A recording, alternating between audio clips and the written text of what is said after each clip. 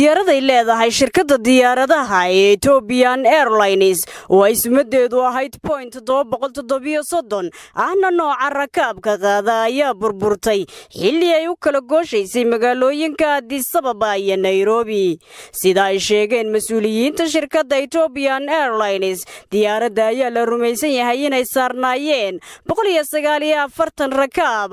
iyo 8 ka mid ah shaqaalaha diyaaradda afayeen u hadlay shirkadda Ethiopian Airlines ayaa sheegay in diyaaraddu ay burburtay maanta oo Axada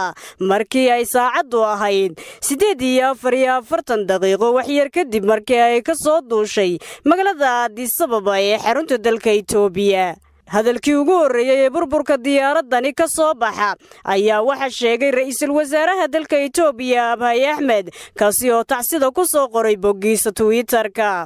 war qoraal ayay shirkadaasi waxa ay sheegtay inay baadhitaan iyo samata bixin ay ka socdaan halka ay diyaaraddu ku burburtay oo u dhow magaalada Bashtu oo 60 kiiloomitir koonfur kaga beegan magaalada Addis Ababa weli ma soo bixin wax faahfaahin ah oo ka soo baxaya tirada dadka ay waxyeeladu ka soo gaadhay